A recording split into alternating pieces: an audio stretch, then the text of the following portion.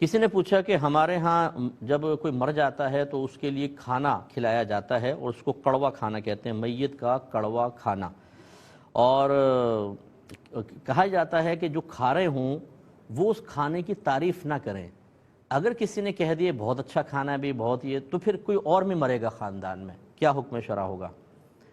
دیکھیں، پہلی بات تو یہ کہ میت کا کھانا یہ دو طرح کا ہوگا۔ ایک تو یہ کہ باقاعدہ میت کے کھانے کے لیے دعوت دی گئی ہے، بھئی آئیں، وہ مر گیا ہے، اس کے لیے کھانا پکایا ہے، آپ آئیں صرف کھانے کے لیے، تو یہ بدعت سیئہ ہے، گمراہی ہے۔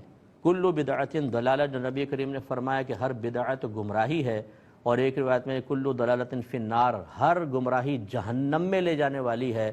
تو میت کی دعوت کرنا، باقاعدہ صرف کھانے پہ انوائٹ کرنا، یہ اسی طریقے سے گناہ گار ہے، اور یہ سب مطلب اگر اس کو جائز سمجھتے ہیں تو پھر اپنا ٹھکانہ کہیں اور بنے گا۔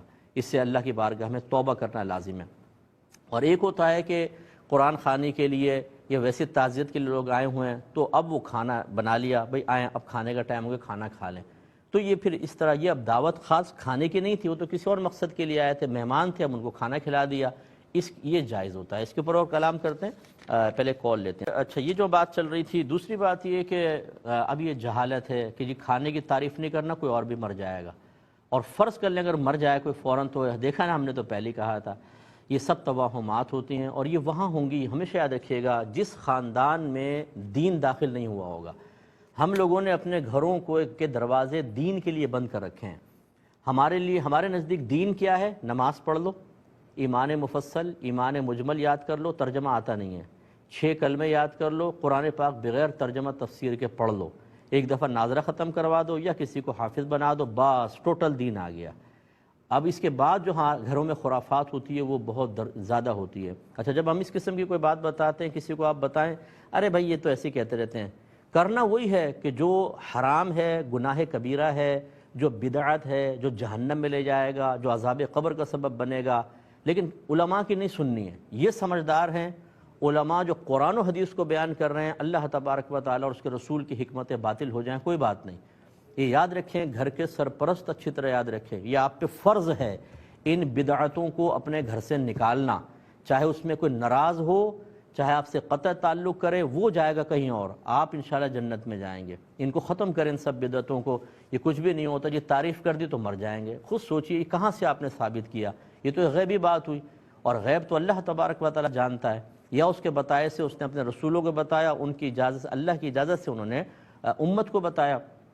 تو اس قسم کی باتیں کرنا یہ کوئی معمولی چیز نہیں ہے، یہ ہمارے خاندان میں تو چلتا ہے۔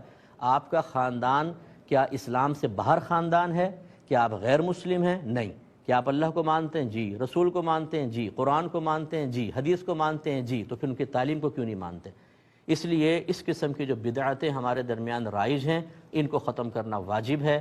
آپ اگر اس کو معمولی سمجھ کر، یہ سوچ کر یہ ہماری دادا دادی، نانا نانی، چاچا ماما، پھپھا تایا سب کرتے رہے ہیں، تو وہ جہاں وہ پھر بیچارے اگر خدا نخواستہ پھنسیں گے تو پھر آپ بھی ان کے ساتھ پھنسیں گے۔